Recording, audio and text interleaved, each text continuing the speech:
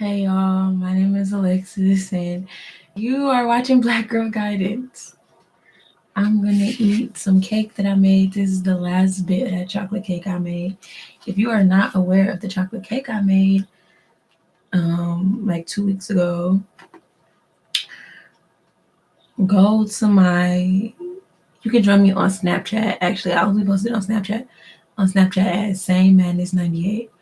I have a stalker. Hello stalker. This is the only person that's in the live. And I'm sitting here thinking, like, is this YouTube counting me as watching the live? Like, does YouTube count me in the statistics? I try to like my own video and it don't let me, so I don't think this is me watching it. I think I do have a stalker.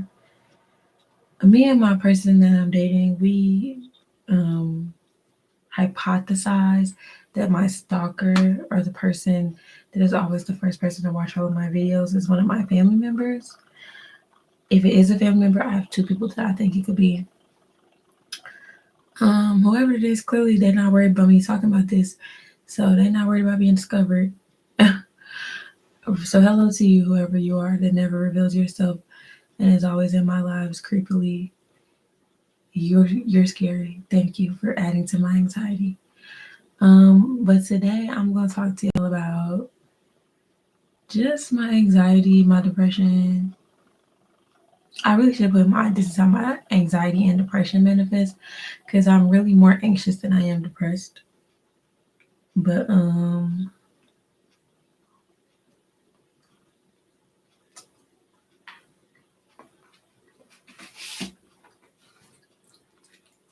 yeah, I'm really more anxious than I am depressed.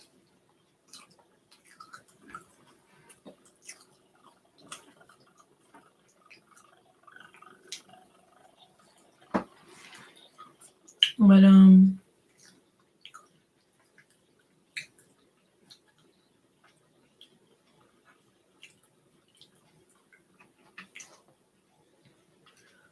gonna try to explain this to y'all. So I've been sitting up. Let me just list off ways that my depression and anxiety manifest. So the first way is self-sabotage and procrastination to the point that it's detrimental.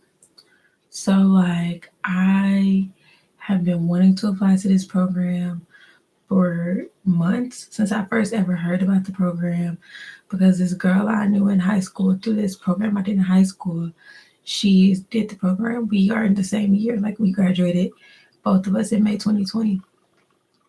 Also, yeah, I'm sorry if my eyes be looking like they're going crazy. I'm trying to get myself to learn how to focus on the camera and not on the screen because when I look at the screen, I'm like looking at myself. And like I don't know why, because there's not nobody here, but like I'll be shy to like just look at the camera. Again, my anxiety, my eyes be darting to the door. Somebody gonna come in here. My eyes be darting everywhere.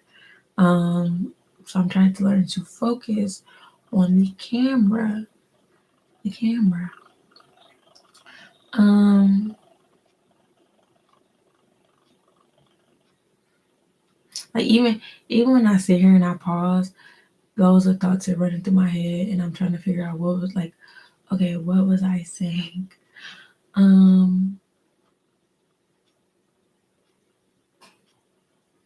and when it comes to anxiety, okay, first let me go back to what I was saying. Actually, no, let me get y'all a disclaimer. When it comes to anxiety and depression, I have at this point been actually going to a therapist consistently who has told me, like, you have anxiety, girl. Like, you have anxiety and you have very bad anxiety. Even though she claimed she didn't feel like I should be on medicines, I feel like I should be on medicines. Um, and like, so when I was at Vandy, I took this little assessment on this app that we had access to see if I had anxiety or depression or both, whatever. And I was surprised to see I have more anxiety than I do depression because I just thought, well, I just feel so sad. I feel so down. It must be depression. But really, I think the anxiety is so crippling that it causes me to be depressed. Which I'm gonna explain to y'all what I mean by that. So I was like, okay, first of all, if you haven't noticed, I'm just gonna get rid of the elephant in the motherfucking room. It might not be an elephant to y'all because y'all might even give a fuck about me. This might be your first video that you've ever watched of mine, so you know. But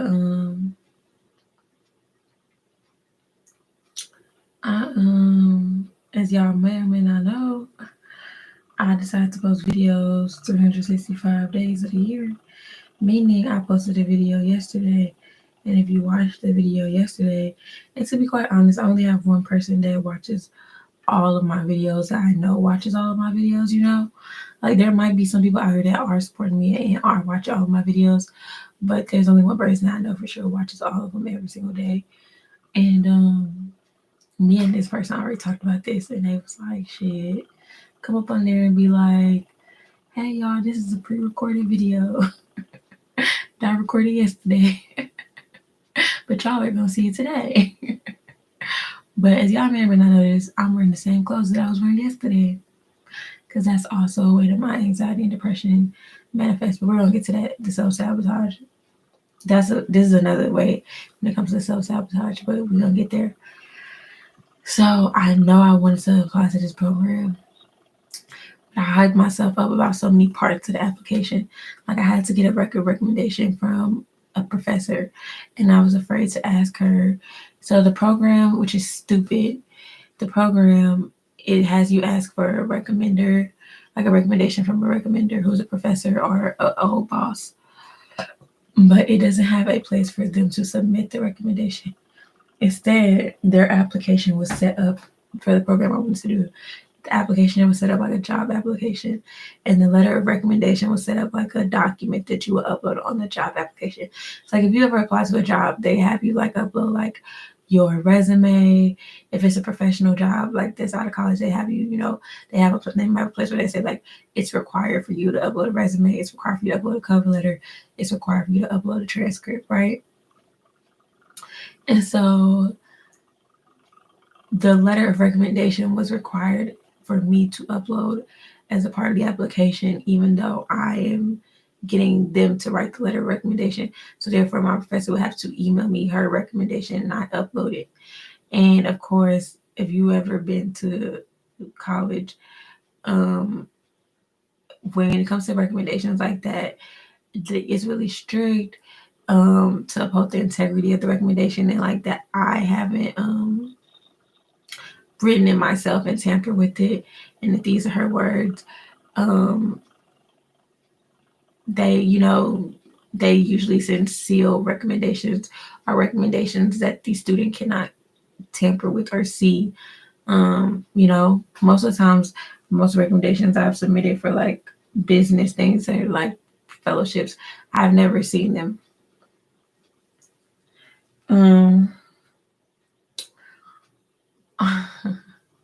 I was about to say something shady, but I'm just not even gonna do it. I'm not gonna do it. But there was another, let me just say this. There was another instance where I had the same professor, she's my favorite professor ever, write me a letter of recommendation. And let's just say this instance, it was some ghetto shit.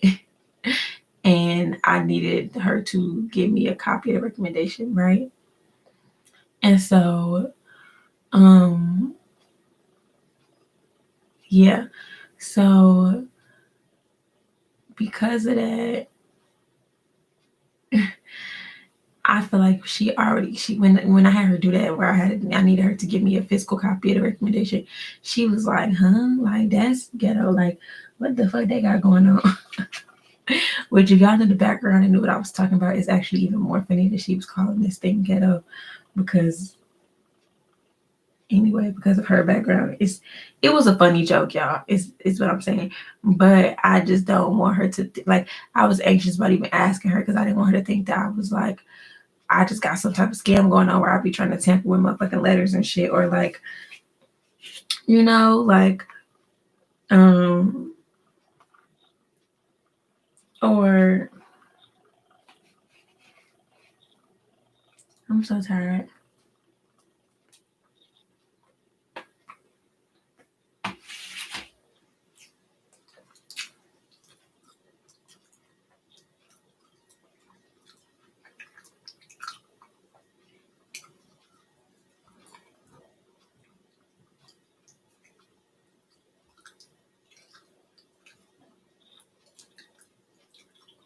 Anyway,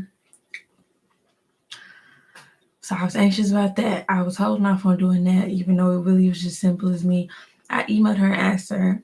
She never got back to me. So in my mind, I'm thinking, damn, she think I'm trying to tamper with the letter. She think I'm trying to do this, do that. She think I'm trying to, you know, she think I'm shady. Which, I mean, me and her have known each other literally since my freshman year, first semester. So it's like, she should know my character. And no, I wouldn't do that. But, you know, and so I was nervous about that. I was nervous about the fact that I had to change my resume from 2 pages to 1 page. And I realized that about halfway in the week. Actually, if you go watch my personal statement video that I did on live, the most recent one, somebody had commented and was like, what's the requirements for the letter or whatever. And when I looked at the requirements, I saw that it was like, girl, I thought I heard this house creaking and everything else. 1 page resumes only. And my resume is 2 pages. So I was just like, bruh, I've been needing, which I've really been self-sabotaging myself because I did a whole consultation with this woman that my mentor paid for me to do, which thank you to him, about getting jobs and stuff. And she was like, girl, you need to get your resume down to 1 page. And I was like, I hear you, girl. But the resume template I have, I got this from my friend. Hello, Courtney. No offense to you, girl. But the template is trash because of the fact that it's on a Word document, but it's set up like a grid. But the problem is I don't understand how to add new things, delete new things. Like the grid, it's not just like words, it's like set up on like an invisible grid. So like to like copy and paste, it can mess up the entire formatting. And so I just was like, bro, I don't even want to try to fuck with this resume because then I'll have to try to figure out how to fuck to copy and paste this shit. Or like create new levels on the, like, you know, add new bullet points, delete bullet points. You know what I'm trying to say? It's, y'all don't probably understand because y'all can't see the template I'm talking about. But like it doesn't look like there's a table there, but there's like a table there that doesn't have any lines, but the words are in line so that everything is like perfectly aligned, I guess. But the problem is, anyway, so I just was, you know, not doing that. And I still had not even finished the personal statement from the last time I came up on here in video and showed y'all I had 1 paragraph left. On top of the fact that I'm also working, I've been procrastinating with my real job that pays me money. Girl, also another thing y'all may notice, I do it on my videos. I do it all the time. I be messing with my hair right here. I have filmed the whole video of the day I cut my hair. I filmed the video talking about why I want to cut my hair, and I filmed a video of me actually cutting my hair. Where that footage is, I have not, like, I could never tell y'all, girl. It's gone. It's gone. I don't know where that SD card is. If I ever find it, I'll upload the shit, but the shit is at this point, nobody knows. However, one of the reasons I want to cut my hair was because I feel like my hair, even though it looked pretty good in the length of my afro, I do have, my hair is not healthy in some places, and I do have bald spots. Specifically right here in my edges, they gonna grow. And I also want to become more confident showing my edges and stuff and like not being afraid to show my bald spots, because bald spots, like all this shit looks, it's all a social construct, my guy. And like we shouldn't be held to that shit. Loads of bitches don't got edges. Who cares? Loads of pretty bitches, Hollywood bitches. Naomi Campbell don't got edges. And she's a Gemini queen. Maybe Gemini queens are not meant to have edges. Maybe I'm just not meant to have that. And it's okay because Naomi Campbell's life is still greater than how many other people, regardless of her lack of edges, you know?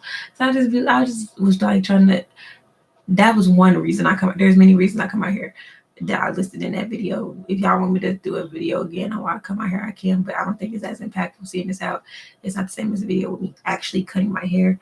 But I do definitely want to give updates and tips on like cutting your hair and deciding to shave your head because anyway, that's another story. But one of the reasons why is because I wanted to like not be so ashamed of that. But as I was after I even cut my hair, I think this was after I cut my hair, I was listening to a podcast called Dr. Imani, who's on Married to Medicine. She has a podcast called Imani Way of Mind or something like that. Imani Way of Mind. And she's a psychiatrist.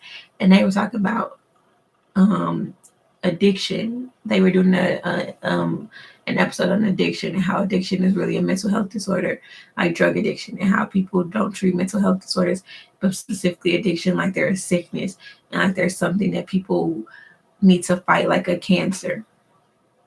They were specifically talking about drugs, but then when they were talking about that, they started talking about like other types of addiction that are not necessarily drugs and things like that, but they can still be, you are obsessed with doing something to the point that it's destructive to you, but you still do it anyway. And you don't even realize that you are doing something that's destructive to you. And I think this is also my anxiety. And I also was talking to somebody, but the person I was dating about this recently. And my mother and my grandmother have anxious tics. I never would have called it anxious tick until now. The fact that I'm in therapy and I have terminology like anxiety, but like this is my train of thought, girl. If y'all can't follow it, I'm sorry. I'm sorry I was talking about one thing earlier, but I'm letting y'all into my anxious asthma and how the shit jumps from A to B to Z to 7 to 12. I'm sorry. But my grandmother, she like used to shake her head and that was her anxious thing. It was bad. Which I don't even think I don't know, that was a whole nother thing. Like for me, it was just something that she did, that she always did. Like her head just always shook. Like that, like it just always shook. And I like, don't come on here to making no jokes about my grandma. I understand that might seem like something funny, thinking like seeing an old lady shaking like that, but bitch, not on my grandma. Some white lady do that over there. But only reason I say that too is because people used to like, church ladies used to be mean to her. Like my grandma was on the motherboard of her church, and church ladies used to say mean, shady shit to her about doing that. And like, yeah, so anywho, but which is funny because just so many things that I notice in my mother now, I notice also my grandmother used to do them. But because somebody, my grandmother is a grandmother and she's a matriarch of the family, so we protect her. We, of course, and also I'm a kid, and when I'm a kid, I'm not even self-aware about myself and things I do, as well as like how when you're being raised in something, a household, a family, anything, you don't think that things are not normal. What I'm saying is, it's not even necessarily that the things that she was doing were negative to me, or hurting me or anything like that, or hurting anybody else. But I noticed that, like, just me speaking on the fact that she had that nervous tick and like mean church ladies would say things to her, made me think about the fact that like my mom. Only reason I even noticed somebody said something to her about that is because she told my mom, and my mom then told me as a kid. It was like, we was like at the church, and my mom's like, yeah, I don't like that lady because she said something evil to your grandmother about her nervous, like her nervousness or whatever. And which, if y'all knew my grandmother's life, she is not surprising that she has a nervous tick. If y'all knew the shit she saw as a child, other shit she's been through, that's another thing. It's not surprising. It's not surprising that she has had high levels of anxiety. On top of the fact that she was a grandmother, a black woman that lived in goddamn Mississippi, like on top of the racial trauma and all that shit, the familiar shit, like, you know what I'm saying? Like, it's not surprising that she had a nervous, what's it called? And just other shit that she's not even family shit, just shit that she's seen in her life and shit, like being a part, like girl, that's even it's that's another thing. But if you really want to know about your trauma and like why you do certain things, and even if you feel like, damn, I don't feel like I've been traumatized, look back into your family, bro. Like, this is another tangent, but like if you from Vanderbilt and you went HOD, when I took HOD 1250, the intro class, whatever, you we had to do a interview once we got to the like elderly age of like 60, 65 and up. I think we had to interview somebody and ask them about all the stages of their life that we had talked about throughout the class. And I interviewed my auntie, and like what I was trying to say without telling the business on the internet is just like my auntie, she had been through a random like traumatic crime, and she also just recently went through another like being a part of a traumatic crime random, like you know how like you see shit on TV that it could randomly happen to anybody. It's not targeted at specifically this person, like it's not like a family member, it's not like a boyfriend or some shit like that. Like it's just a random shit that happened. Um, like she experienced some shit like that when she was a kid, and like my grandmother experienced a crazy ass drunk driver accident. And my grandmother, I never have known my grandmother to drive because she stopped driving because she never drove.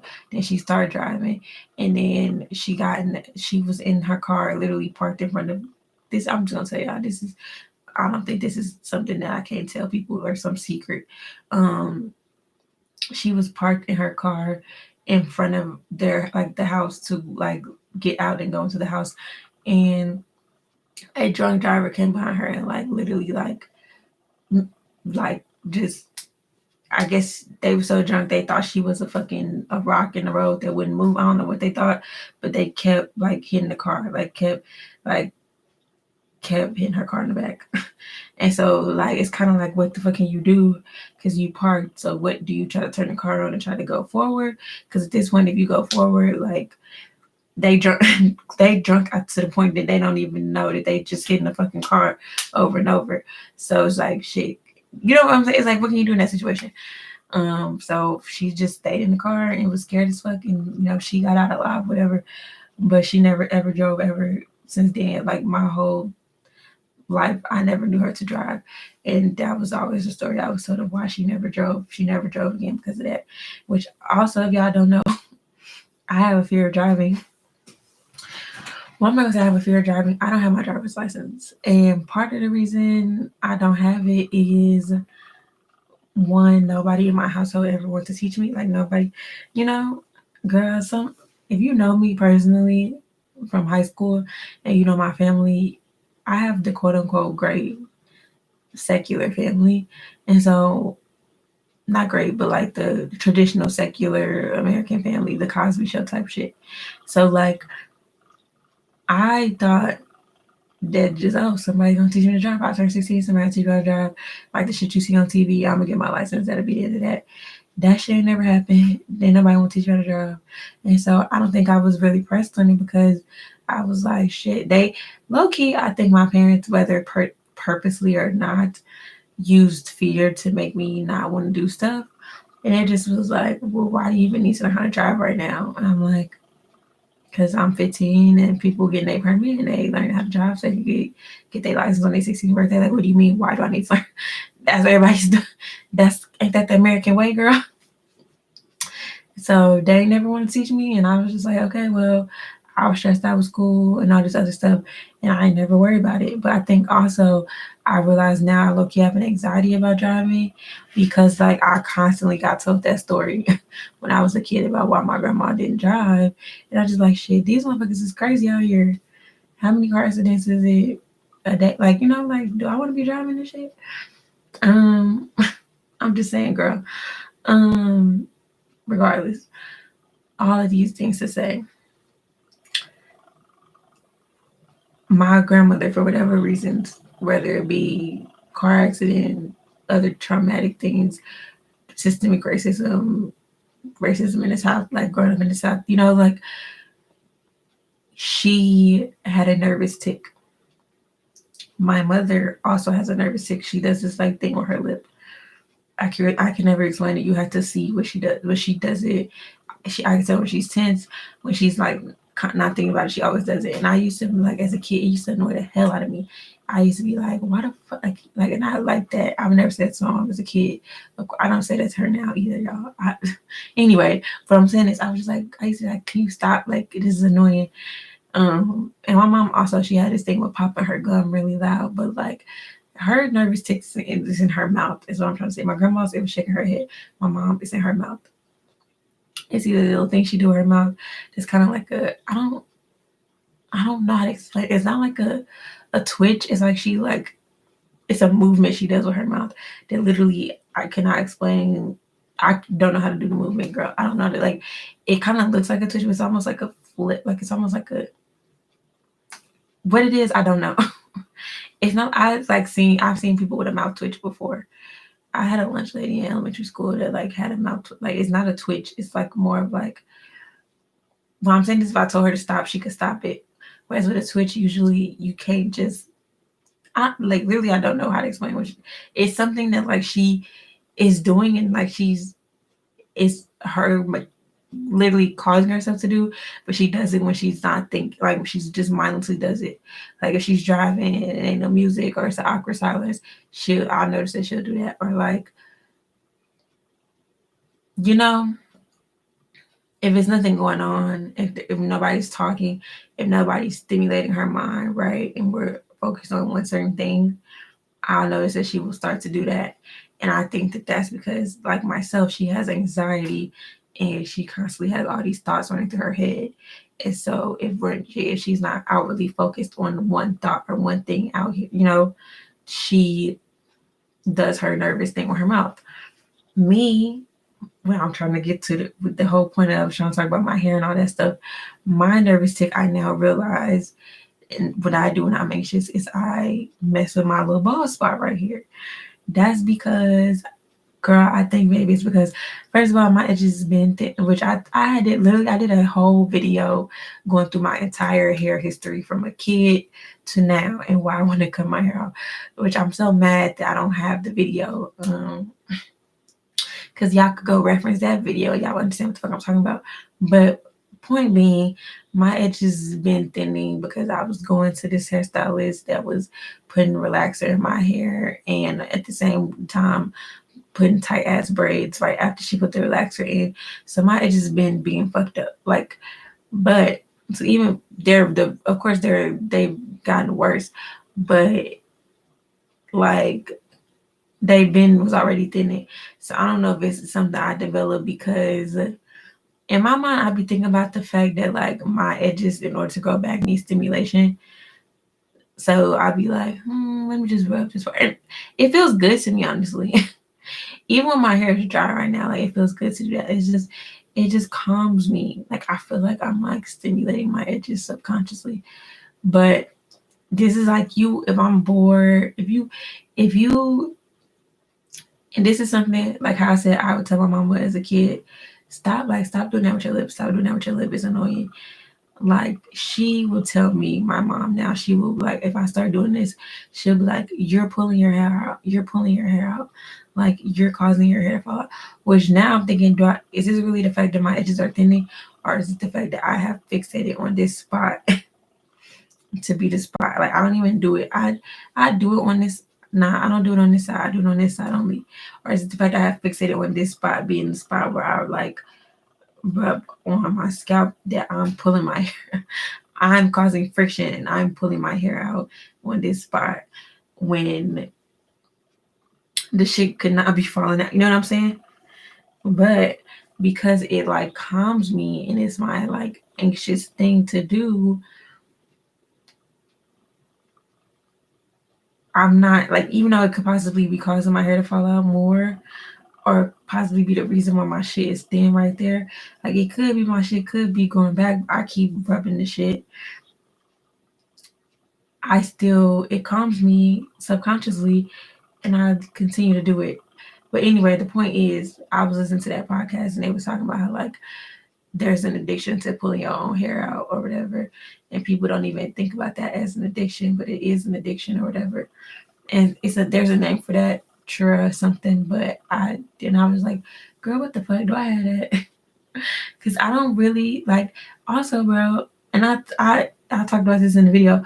I have a bald spot, not as big as like right here in my edges, but I have a bald spot in the back of my head right now. It's like a teeny spot. And I noticed it back when I had my fro back in like May, June, July, August. I noticed I had a bald spot because when I was nervous, I would pull that like it'd be this one spot, and I would like I would detangle that one spot because it would get messed up. But really, I'd be pulling my motherfucking hair out, not thinking, oh, I'm pulling my hair out. I'm like, this spot is real rough. It's real rough back here. So I'd be pulling, it'd be rough in the back in general. I would specifically, for some reason, do it on this side more than this side. So even back here a little bit, it's a little thin on this side, but on this side, it's a lot more thin because I would do it in this specific spot. So there's literally a specific spot that there's a bald spot. But I think that spot, okay, if you go look at if I don't have a video with the edges, I feel like the edges have been damaged because of the relaxer and the tight braids I used to get for years and years and years from this one specific hairstylist, right? And when I go look at pictures of my hair as a kid, like you've seen with girls, they be having like braids so tight that they don't got no edges out. She used to do our hair like that. It be making me cringe look at them old pictures. I was literally gonna edit the video and show y'all all the old pictures. Like if y'all still would like that, even though I don't have my afro, it still would be an informative video. Like I think it'll be entertaining looking at the shit. But I would cringe looking at old video, like old pictures of like how tight she would have our edges. So with my edges, I don't think that will be as easy to grow back fuller because of I think she caused permanent damage to my hair. However, even though my edges are thin over here, they're definitely thinner over here. And I'm like, is that because of what she did, or is that because of my own fixation on this side of my head? You know, is it a combination? Who knows? Whereas with the back of my scalp, of course, braids was tight in general and they fuck up your scalp in general. But like the rest of my head is pretty full. I think that little bald spot that I pulled out in the back will come back if I ever stop fucking with it. And to be honest, even though I cut my hair, I still fuck with that one bald spot in the fucking back. I still pull at that shit, which is why I don't know if I said this on here yet, on YouTube yet. And look again, me looking at myself, not the camera. I know my eyes was going all over the place while I was talking. I want to cut my hair, like I want to shave my hair bald because literally if I have literally as short, because I cut my hair, y'all may not know this, I cut my hair with a number 8 guard, which if you never learned about clippers, all that type of stuff, a number 8 guard is not 1 inch, but it's about like, yeah, number 8 guard it keeps your hair at 1 inch of hair. And so even though that was very low for me, because I had always had an afro or whatever, I have never cut my hair this low ever before in life. I had like a short bob once, but I never cut my hair this short ever. I had bangs, but never like all of my hair that short, never. Anywho, so I still have 1 inch of hair, and I noticed I was still like pick my hair, and so then I was like, maybe I should try to get waves and cut my hair shorter. And I have been saying I wanted waves. And like this girl I know that's a barber, she was like, you need to cut your hair shorter if you want waves. You need to cut your hair even shorter if you want waves. And I was like, no, I don't want to cut it shorter. Like I was still clinging to like haven't been able to have a like more feminine look with my hair, with it being like the length of being connected to femininity, right? And so I finally cut it to the length it's at now, trying to get waves, thinking if I have waves, I will need to brush my waves down, right? And I won't be able to just pick my hair because it will fuck up how my hair looks. But like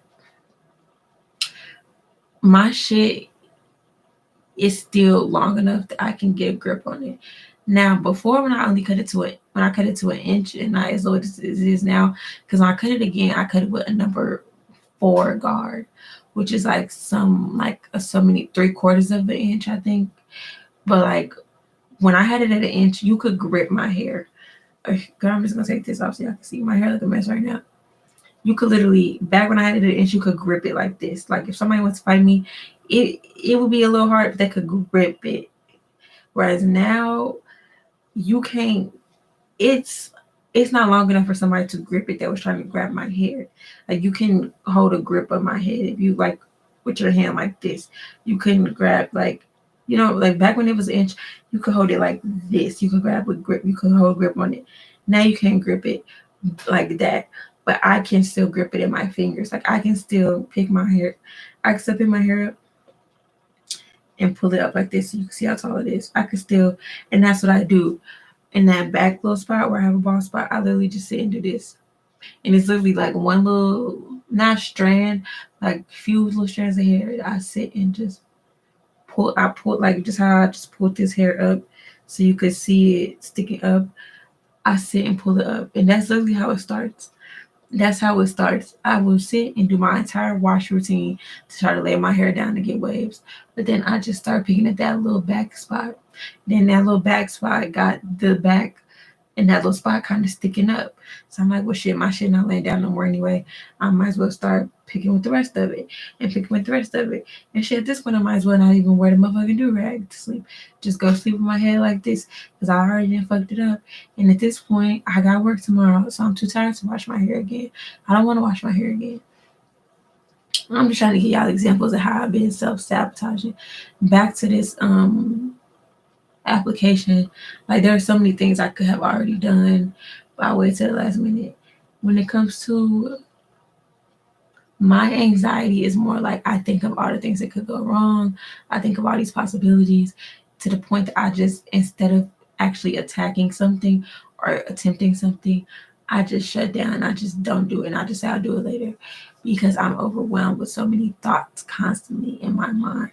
I'm overwhelmed with so many thoughts of things that could go wrong for small things, for big things in my life constantly.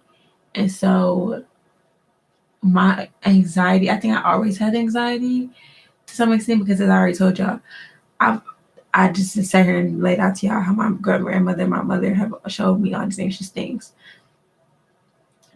And also other things in my life, other parts of my life have caused anxiety, right? But I think I like people that go to Vanderbilt will be like, oh yeah, you're definitely anxious. I definitely had social anxiety at Vanderbilt, but I think that's not this. Like this is not what I'm talking. That's not what I'm talking about. Social anxiety, like that's not good either, but it's definitely not what I'm talking about. I'm talking about anxiety, like within me, like with every decision I make. Like I had anxiety back then, but I think for me, what has happened is I've come back home in the middle of COVID and been forced to be home and been forced to realize that certain things I have experienced were traumatic that I didn't even realize were traumatic. And so the thought has been crippling to me. It has made me just think like, and then also even forget about me realizing trauma that was stressful for me in this house. If y'all go watch my red called I'm leaving this in 2020, I think. I'm leaving this energy in 2020. Y'all can have this or something like that. Um, this house is not safe for me to be in. This house has never been safe for me to be in. And so that causes me anxiety. And like my therapist has told me, if you are trying to heal from trauma, living in the place that the trauma happened, you're not gonna heal. Like you can heal, but it's gonna be 10 times harder. You need to be 10 times more vigilant, right? And I don't be having the energy. Another way my anxiety and depression show up, insomnia. I keep myself up thinking thoughts. And I'm finna play this out for y'all today. As y'all know, I had 365 days that I want to post on YouTube. I was talking to the person I'm dating about like the whole my outfit being the same and not that I didn't change my clothes, which I'm gonna get to how that also is a manifestation because I was, like um like whatever, I didn't change my clothes, but like how, because I didn't change my clothes, I wanted to, I have recorded a video that was a review to Saweetie and Doja Cat's song, right? But I did not post it because in the video I was too close to the camera, and I didn't usually, before I start recording, I record a test clip to see if my angles was right and everything, but I didn't do that this time, and so my head was like cut off. And I was like, this look real ghetto. I don't think I should post this. But if y'all still want to tell me, I think I was basically telling the person I'm dating, like, I'm gonna post this.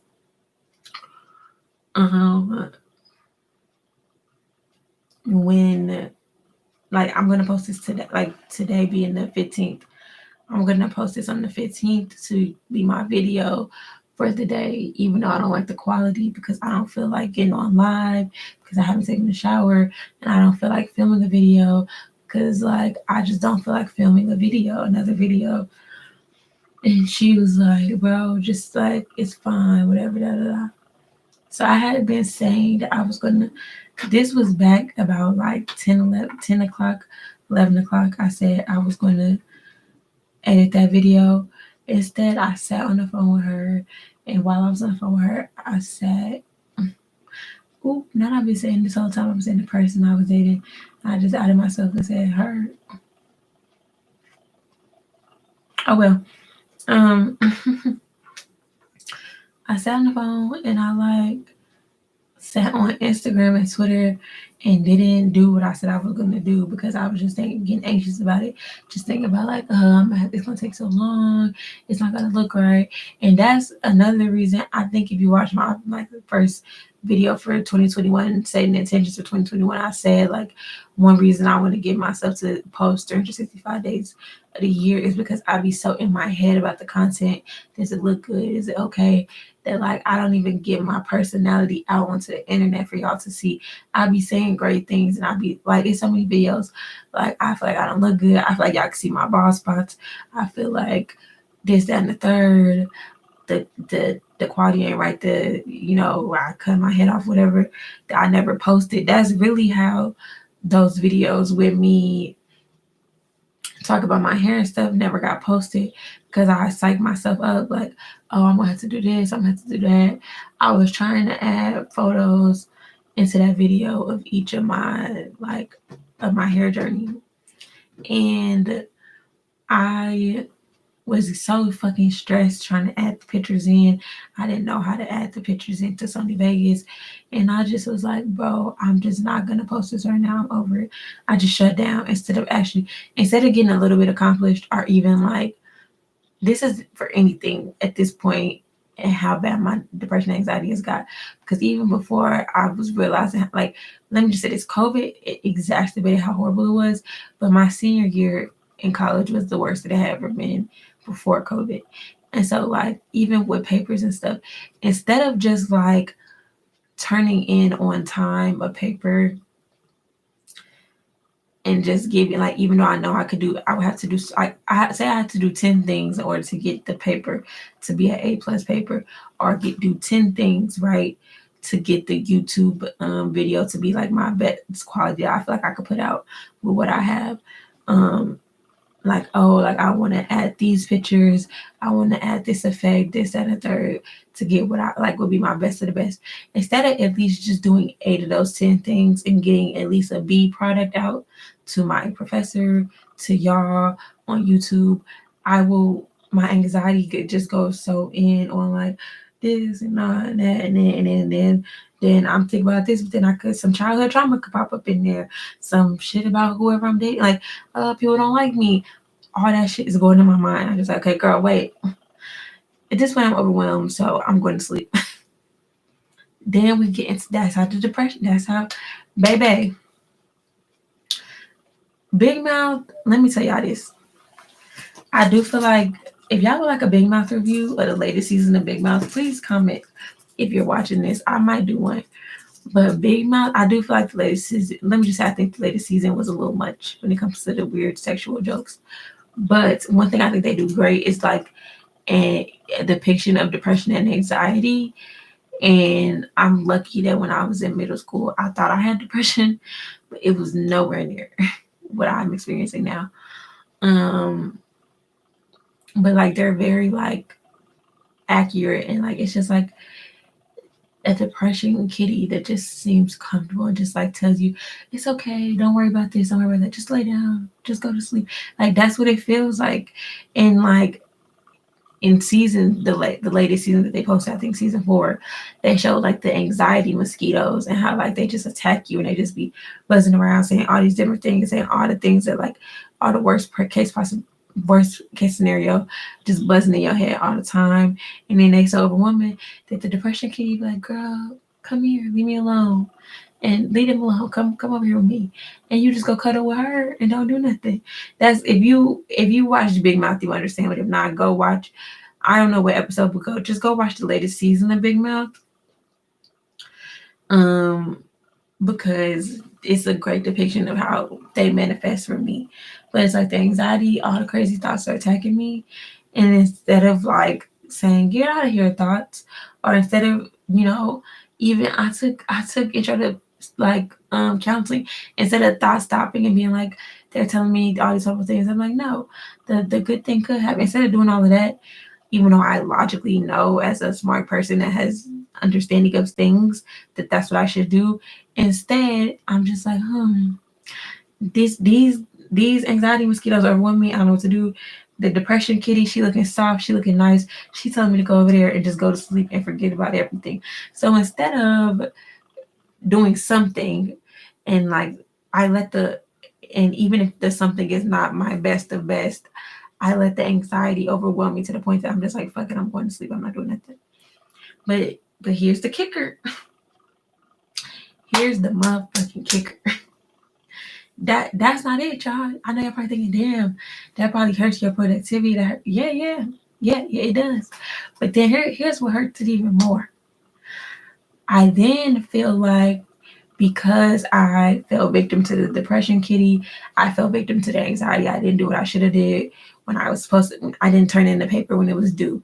I didn't upload the YouTube video when I said I was going to, right?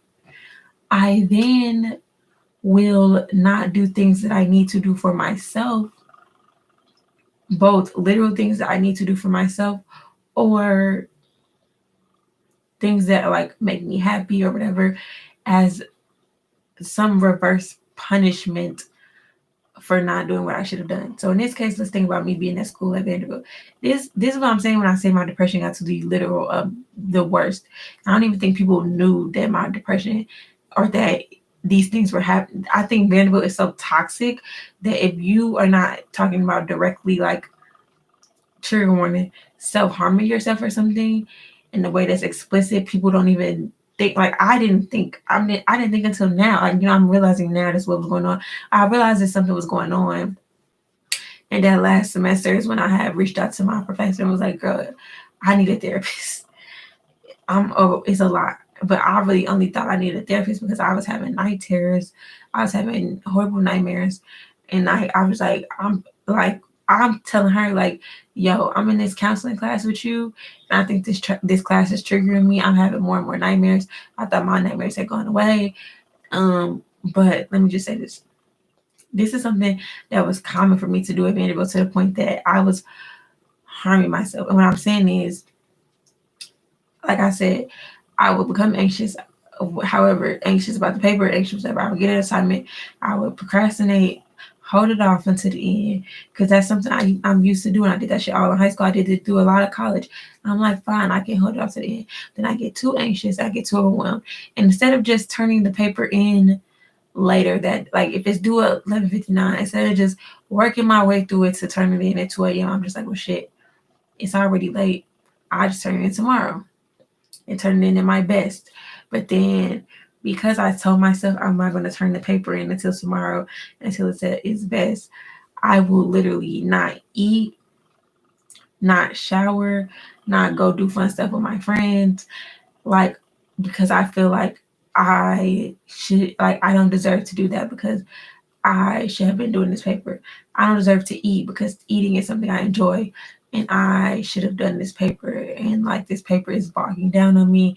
It's this dark cloud that's just like over me, and like I can't, like I can enjoy this food until I can like completely enjoy it when I'm free of thinking of this paper. Which logically, I understand. Logically, 1 + 1 = 2. That don't make no sense. Cause for one, if I don't fucking eat, if I don't eat, ain't no fucking way I have energy to do the paper and think clearly. But for two, bitch, I'm gonna die. And I know y'all probably thinking, is that why you're so thin or some shit? Like, I've been thin all my life before I had severe anxiety and depression. Like, my mom was very thin. Like, I'm just thin. Like, that has nothing to do with nothing. But what I'm saying is, I didn't. Okay, let me say this. I always thought I had issues with my weight and stuff and unhealthy eating habits because of like stress and stuff. But I thought it was just because I wasn't like carving out time to eat or whatever. And like I think that's a very common thing at Vanderbilt and in college in general that like, oh, I have this class, I have this class, I have this thing to do. I'll eat after that. I'll eat after this. Right. And mine was just a little more elevated. I feel like I've seen many people do that. Not even like, yeah. So that's another thing. On top of the fact that Vanderbilt even exacerbates these things by the dining plan not catering to people who don't have access to like money to supplement meals and stuff. That's a whole another thing. But so yeah, like see, doing it right now. Doing it right now. Anywho, so there has been time. This is scary to me thinking about how low I was at. And the fact that I feel like I'm even lower. I'm not lower to the point that I'm at risk only because I'm living within my house. I'm not at risk of doing these same things because I'm within my household. And if I do these same things, at least I'm just gonna say that would happen and y'all could understand what I'm saying. I did this one point, this whole thing of not eating all day, sitting in my bed so I finished the paper once. I did this habit twice my senior year last semester. And if you know, COVID happened, so we didn't even have a full last semester because of the simple motherfucking fact that we had to leave for COVID. So I'm telling you, this shit happened twice in that small bit of time, not even a full semester. I did this with the whole paper thing, and I go, no, this happened. Maybe it was once in the end of the first semester, twice, and another time in the beginning of the second semester. But I like it happened. Okay, I like hadn't ate all day. I'm gonna just tell y'all the stories. I hadn't ate all day because I hadn't finished the paper, and I was like, okay, I finally finished the paper. I'm free, so I go to my friends. These are funny stories. If y'all want me to retell these in the story time on their own, tell me. I go. They're not funny because they happen to me, and I'm actually putting myself in danger. But I think it's my mind is twisted. But anywho, I go to my friend Courtney's house and I'm like, I'm free. I did my paper, woo.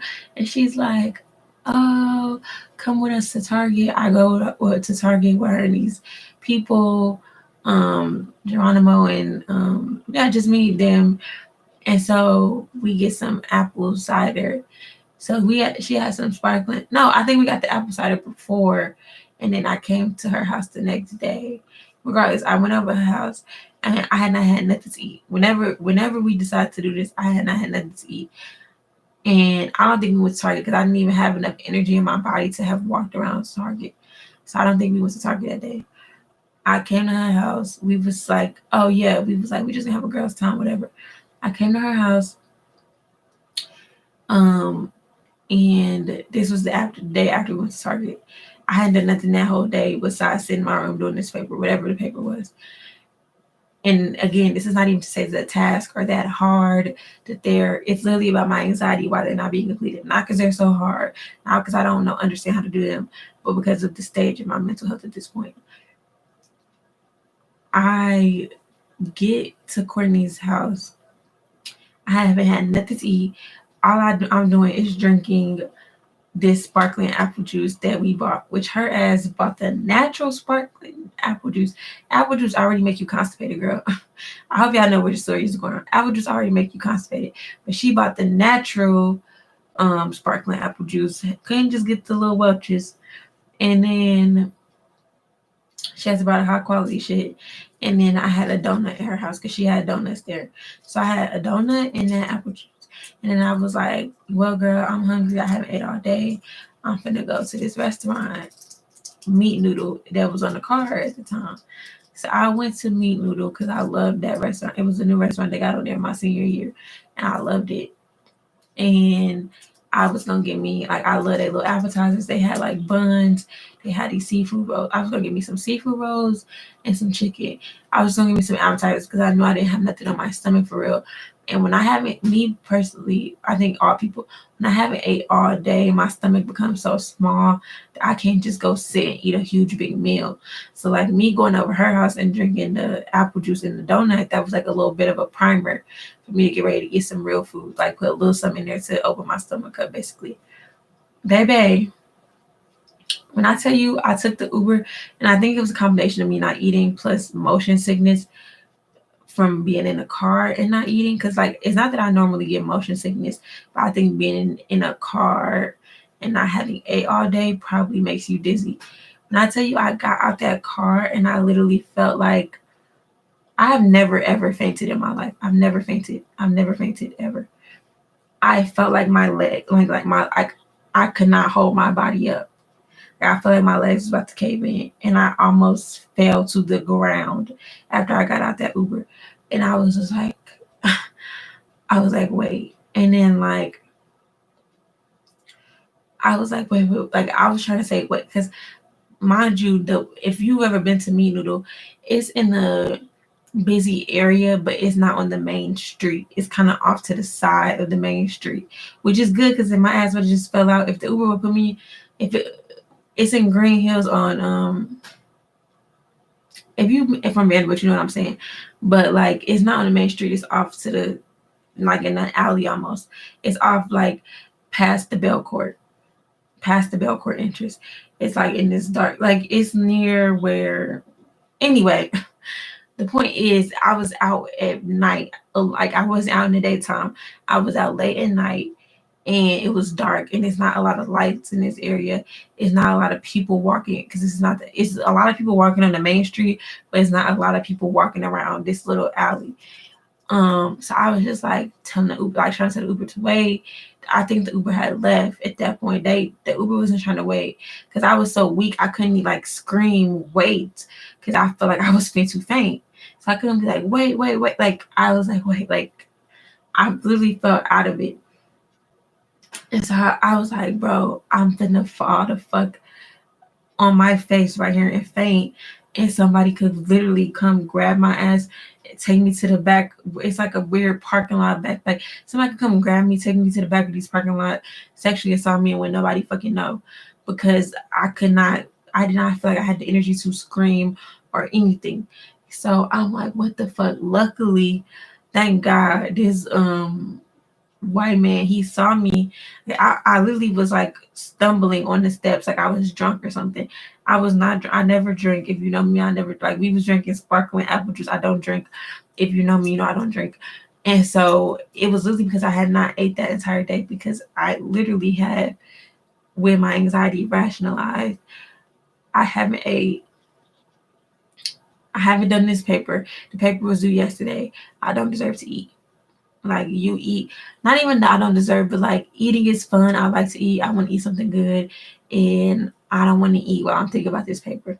I don't want to eat. Then I'm gonna start eating, having fun, and I'm gonna forget about the paper, and I'm never gonna finish the paper. And I have rationalized not. I literally had not eating at all, and so I luckily this white man saw me. Oh girl, no, I'm getting my stories confused. This is how many times this happened. Whew, sorry. What happened with the whole Courtney situation? I got there. I had all I drank. This is why I need to do a story time about this. With the Courtney thing, I'm getting my stories confused. The anxiety, girl. With the Courtney thing, we drank the natural apple cider and I ate a donut. I went to this place called Meat Noodle. I went there. I always go there. I got some noodles and some appetizers, I think. Baby, well, I tell you, I went into them people bathroom and I straight diarrhea all over the place. When I tell you, they hadn't even run my food out yet. I had not even been there. long enough to get my full meal. I was sitting there. I was like, when I was in the Uber on the way to the place, my stomach was hurting. This was the first time this happened. It was not as bad as the second time I just told y'all about the whole fainting thing. Please try to follow my train of thought, please. I'm sorry, y'all. I went to Courtney's, hadn't ate all day, got the apple juice, had a donut, told her bye because she wasn't about to eat no real food. And I told her I had not ate all day. Went to Meat Noodle by myself after not eating all day. And that's another thing it's not bad to want to go out by yourself, but for me, it's very common for me to like, oh, I'll go to dinner by myself. I'll go by myself. Like it's on the card. I got the money to pay for it. I want it. Don't nobody want to go. I'll go by myself. But the thing is, not having ate all day, I'm putting myself at risk doing that. Not consciously thinking I'm putting myself at risk because I'm not realizing that if you don't eat all day, you could become delirious, like, and feel like you're sick. Like, anyway, so I got to Meat Noodle. This was not the time when I felt weak. I got to Meat Noodle. I went in there. I sat down, but the whole time in the Uber, literally, I was on the phone with, I think, Courtney or my friend Amari. And I was in the Uber and I was like, bro, my stomach doing fucking flips. She done gave me this apple juice. Bro, when I tell you, I couldn't even, I had ordered whatever. I couldn't even wait for it wasn't nobody in there, but that day I went in there, it was nobody in there, meaning my food was gonna come out right quick. I wasn't even sitting there after I ordered for 5 minutes. I had to rush to the fucking toilet because it was like diarrhea. It was just like I was just shitting because I had not ate nothing all day. So it was the apple juice coming straight through me in the little donut. And I don't know why, but when my stomach was fucked up, I'm sorry to say, like, don't watch this if you have a weak stomach. But I be having a double dope. Like, it be coming out both ends. So then I felt like I had to throw up. I'm throwing up. I'm pooping everywhere. Like, it was just a mess. I felt so bad. I tried to clean it up as much as I could because I definitely threw up. I cleaned it up to the point that you couldn't see that there was throw up there. But, like, they didn't have, like, I ain't had no Lysol or nothing. So I hope to God they clean their toilets. I hope to God they clean them with actual detergent and stuff because I felt bad, but also I was like, girl, I just threw up in here. Like, I feel horrible. Like, I gotta leave the fuck out of here before I start shitting and throwing up again. So I had to, like, they literally had just brought my food to the table. Like, I was in the bathroom for about an hour, goddamn it. Not an hour, but a long ass time to go to the bathroom at a restaurant. I was in the bathroom, but especially because nobody else was in the fucking restaurant, really. So, like, 2 other tables. So, of course, they were thinking, damn, she's been in there a long time, probably. And I was just like, nah, bro, I gotta go. Like, pack this shit up to go. I called another Uber and I went to my dorm because I'm like, if I'm gonna keep throwing up and pooping, I want to do it in the comfort of my dorm room by myself, not in this damn restaurant. That was the time with Courtney. The second time, I don't remember what happened. I just know, like, what paper or whatever. What I'm saying is the same exact thing happened. I had not ate all day because I had not completed and turned in the paper. And so all I had ate that day, or even maybe it might not even been the paper. I might have just been depressed that day. I don't know. I just know all I had ate that day. I had been telling myself, go downstairs, because I literally lived in the dorm, which is crazy because I had been wanting to live in that dorm because I thought it was so nice how accessible food was and how, like, I could just go downstairs and get food. And I was telling myself, go downstairs and get food, go downstairs and get food, go downstairs and get food, go downstairs and get food. And I just never could bring myself to, like, get up and go get the food. Get up, get dressed, go get the food. And so all I ate that day was some chips because I had some chips in my dorm. I ate a bag of chips. I had not ate nothing else that day. I went to Meat Noodle. This happened twice, the whole me feeling like I was going to faint thing. And it happened at that same restaurant, I believe. I just know I went there. I walked into the Uber to go there, fine. But then and it was a truck, I walked into the Uber to get there, fine. But they just zoomed the fuck off. I told y'all the whole thing, I thought I was going to faint. Luckily, I thought I was going to faint, fall right there in that dark, when it was darkest, but I had not ate all day to the point that when I did the whole thing with Courtney, when I pooped in the restaurant, because I hadn't ate all day, it was still light outside. This is a whole nother instance where I didn't even tell nobody I was going to that restaurant because it's not on our campus. Well, for me anyway, it's not uncommon for me to go get food, like by myself. Like, I feel safe on campus. I feel like, for the most part, safe. I know the surroundings. I know the environment. I could just go there, take Uber. I was taking the Uber from door to door from my dorm to the restaurant. So it's not like I feel unsafe. Like somebody gonna come snatch me. Like, I take Ubers all the time on campus. Like, you know, it didn't feel like no need for me to tell nobody that I was going, except for the fact that I had not ate all day. That's probably why I should have been telling somebody. So I had not ate all day. I finally go get the Uber. I almost faint. Luckily, this man sees me. I don't know if he thought I was drunk or what. He thought somebody roofied me. I don't know what he thought, but thank God for him, because he could have definitely did something to me. Like, you could have definitely took advantage of me in that situation. I was like, he was like, are you okay? Do you need somebody? And I was like, can you just please get me inside the restaurant? Because I was feeling like I was going to faint and not be conscious at all. And I'm like, at least give me, which, this is funny, it's not funny, but that restaurant was busted for supposedly doing sex trafficking or some type of sexual shit out of there. So who knows if the people in that restaurant would actually help me or not. But I was just like, get me into the building, because if I'm gonna faint, I want to at least faint in the fucking booth of sitting down in the booth of the restaurant, not in the on the concrete. I don't want to faint on the concrete, because everybody I know that ever fainted said that when they fell and actually hit the ground, they felt it and it actually hurt. So I ain't trying to fall on the fucking concrete, bro. So he got me in there, and I was like, okay, I'm in here. I could order something to drink, I could order something to eat, and I could get at least something inside of my body, and I would be okay. And I thought, silly Alexis, I genuinely thought that would be okay. I genuinely thought, once I sit here, once I eat, I'll be okay. I'll be okay to go, back to my dorm. So I sat there, I ate. I don't know how much I ate, because, as I said, I had not ate all day. So I really only probably ate a little bit of like some seafood appetizers, which is probably what, like 700 calories. Probably you need 2,500 calories a day. So still, I had barely ate anything. So I got another Uber, and then I always was getting Uber pools. So it was other people in the Uber.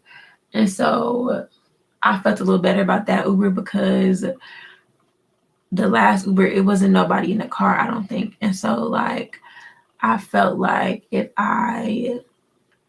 like I said, I was like trying to tell the Uber driver to stop, because I felt like I was gonna faint. They had just sped the fuck off. So I was thinking, shit, at least there's people in this car, whatever. Because I thought I was better, but then once the car started moving, I was like, bro, what the fuck? I was still feeling weird as fuck. And so when I got to the dorm, even though I had ate and I thought I felt better, and I walked to the Uber just fine. When I got to the dorm, I walked out to go into Kassam from the back door, whatever. And when I tell you, I felt like I was going to faint getting out of that car. Like, I don't know how to explain to y'all, but I literally felt like my legs was caving in and I could not literally support myself. And so I was like, well, bro, please don't let me faint. Like, honestly, bro, I'm like, bro, I'm gonna faint right outside this door. All these people gonna be able to see me, like all these people from school and stuff, which I always felt like an outcast at Vanderbilt. So I just was like, bro, it's gonna be a whole thing. Like, like, I thought I was gonna faint again. And I remember, like, when I got out the car, I wobbled. Like, I wobbled to, now it wasn't just like me feeling like I was gonna faint. I wobbled to the point that, like, the driver, he was like, are you okay? Like, and people in the car were like, are you okay? And I was like, yeah, like, I think I'm okay. And I made it to my dorm room, praise be the Lord. I made it to my dorm room. I'm pretty sure I'm okay. Like, I was okay. Like, but that happened, me, and literally also it being at that restaurant, me not eating to the point that I feel like I'm gonna faint while walking around on campus by myself trying to go find food, happened at least twice. which is like, that just makes me sad thinking about that, and just thinking about the fact that my inner child had to go through that because I feel like, because I didn't do something. That's that capitalism. And like, I'm talking, me and a person I'm dating now, we talk about, like, we was talking about this, and they was like, oh, like, that we have an inside joke about like capitalism having a hold on motherfuckers. And so, like, I always be saying like, that capitalism got a hold on you. And so when I was saying this, um, she was like, "You, that capitalism getting a hold of you. Not you think you can't eat until you work. That's that capitalism." And like, I'm like, "You right." So, but I'm saying this to say, even now, when it comes to the fact I'm in these same clothes, even eating, and I realize now where I get this mindset from. So I'm working from home now, and my mother is also working from home, and she is the same way. I realize now I eat way less when I'm here at my house because my mother does not eat a full 3 meals a day. When I was at Vanderbilt my freshman year, that was the most weight I probably ever weighed because I was eating a full 3 meals a day. A full 3 meals a day. Only reason I probably am still up at that weight right now is because even though I'm not eating as much, I'm not doing as much exercise because I was walking around campus and stuff back then. But I was eating a full 3 meals a day, and I was walking around from Commons to Maine. I was probably one of the healthiest times of my life, right? And so I noticed here her eating habits. And I noticed I'll be like, "Are you gonna cook?" And she'll be like, "I have work to do. All I ate today was a granola bar and a banana." And then she would say, she'd slip me like this, and it would be 3 or 4 o'clock. Hasn't eaten nothing. And then we'll cook one meal. And of course, me living at home, my parents, well, maybe not, of course, maybe y'all not like this, but also if you understood the dynamic, and like, I don't like going downstairs. I don't like being around the kitchen. I don't like, anyway, which is a whole other thing. But if you know the situation, is, of course, I don't like being in the kitchen. I don't really like cooking. But I just rely on them to, mostly my mom, to cook. Not saying that my dad don't cook, but I'm not fucking with him right now. Honestly, my dad cooks more than my, like, anyway, that's not the point. She cooks more than him because anyway, girl. So, but the point being, I notice her eating habits and how her eating habits are tied to why I gotta work. And even if you forget about what her eating habits now in quarantine, and how I'm also mirroring her habits, and me and my, like, person I'm dating, we was talking about, like, I was like, "Oh, I haven't ate, but that's because I haven't done this, I haven't done that. Like, it's fine. I just need to send these emails and I'll go eat." And they was like, "Nah, you need to go eat. Like, not you think you have to work to deserve food," which is stupid. But so, like, I feel like, and then my thing is, I would do that, but I still won't even be productive at work. Like, I psych myself out to the point of like, I can't eat, I can't do all this, but I still won't even perform the best I can because I'm also, all the tasks I'm doing, I'm overthinking about. But my mom definitely does that. Like, she, like, definitely will not eat until she feels like she's done this, she's done that, she's done this, she's done that. And I'll tell my mom, like, we need to meal prep. If you are so against stopping to cook while you're working, then you should meal prep, seeing as how then the food will be ready and all you have to do is heat it up. Or, like, my mom is so against things that seem like millennial or seem like different and like fancy things, even though we have the access to do them. Like, even with the whole pandemic, like, you know, I was like, we should start doing delivery groceries or whatever, so you don't have to go to the grocery store. She was like, "I'm not paying for that." And I'm like, "Bro, it's not that much more expensive and we can afford it. You can afford it on your salary, girl. It's not that much more expensive. You can afford the little extra cost, right?" But even like meal prep, and she was like, I just don't have time for that. And that's what I'm saying. I get that mentality of like, oh, I don't have an abundance of time because I have so many things to do, so I don't have time for that. But it's like, actually, if you balance your time, you do have an abundance of time. Anyway, the point being, I've been trying to tell my mama we need to meal prep, and shit falls on deaf motherfucking ears. Now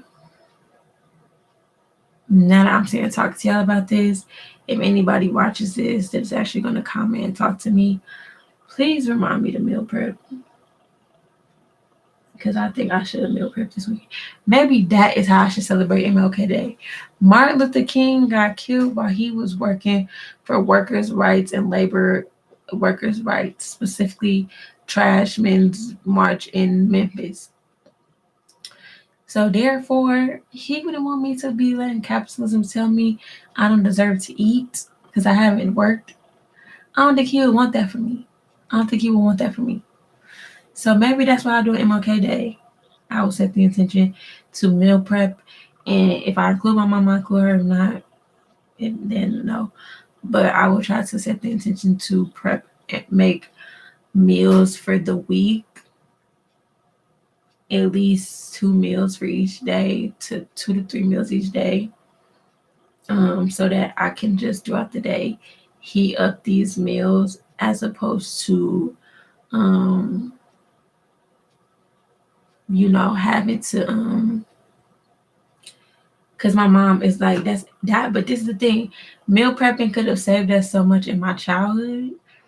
When we was kids, my mom, she would be working so much, corporate America. She always just had corporate jobs. So after school, I would go to my grandmother's house because she, working in corporate America, couldn't just pick us up at 2 o'clock, 3 o'clock. She had to be at work till 4, 5, 6. She would always be late picking us up from school and stuff like that. So we'd go to my grandmother's house. Then by the time she actually is done with work, then comes to get us to my grandmother's house. Then she's like, she tired, so she don't have time to cook. So we just eat. I ate out all the time. My friends in high school make jokes about that with me. Like, they be like, what you eat for dinner last night? I ate fried rice from the Chinese store. I ate 54th Street Grill. I live in North County. I go down. We eat something that's on Lindbergh. I eat 54th Street Grill tonight. I eat Applebee's. I eat Longhorn because my mama, she could afford to just buy us some food as opposed to sacrifice her time to cooking. Even that's another thing, but about like if actually the time could have been saved and all that. But so I think there's many things like traumas that have been passed down to me, but like this fear, feeling like I don't have an abundance of time when I do, then like I don't have an abundance of money when I do, feeling like I have to be nervous all the time when I don't. Like, these are things that have been passed down to me, of course. I'm trying to break these curses, y'all. It's hard. But yeah, that's unfortunately, we just talk about the food situation. But even with me taking a shower and shit, I'll be like, I haven't finished my work. I don't need to take a shower right now. I'll take a shower tonight after I finish everything, which I did finish everything. I finished. I got the rest. I got the fellowship application in. I finished a lot of stuff for my job, but like I still be like, I need to do this, I need to do that, I need to do this, I need to do that. And don't end up doing the shit. Just break down and just do something mindless, like go to sleep or scroll on Twitter, scroll on Instagram. And then it's like, well, girl, you didn't even do the shit you said you was gonna do, and you didn't shower. So what the fuck was the point of not showering in the first place? Or eating it.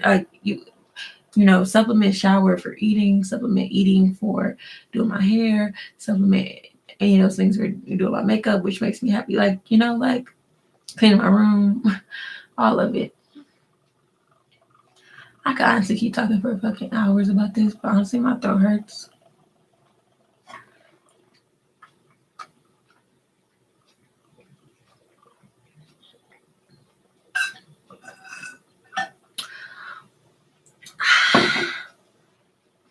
I don't know why my throat been hurting so much. I'm hoping just because it's cold in this house.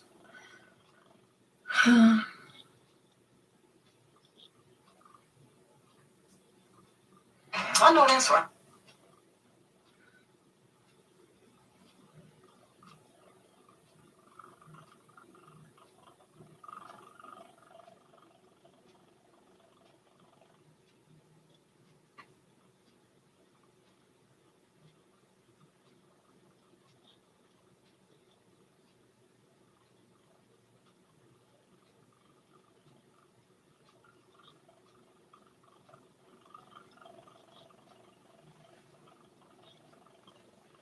I'm tired, y'all. I wish I could fix my anxiety, my depression, my constant touching inside of my head in one night, but I can't. But if y'all watched, as y'all should watch, my first day one of 365 days of Black Girl Guidance in 2021, I said like this is as much as this is for me to try to get monetized on YouTube and build a following. This is also for me to be able to look back on this. I have a journal that is actually a it has journal prompts for 365 days of the year for 5 years. And like I look back and read some of the prompts and look at like I was crying about this boy and like all this shit that like so funny to me now because I'm not even thinking about a lot of stuff or I forget about a lot of stuff that I was even thinking about then. And so like I want to be able to look back at this and be like, damn, I was in such a low place. Poor Alexis. I'm doing so much better now. Because I was in a poor place back in 2018 when I was writing that journal. But it was a different type of poor place. And I'm ready to get out of this place that I'm in now and get to somewhere better. So I wish y'all the best. I will talk to y'all soon. Bye.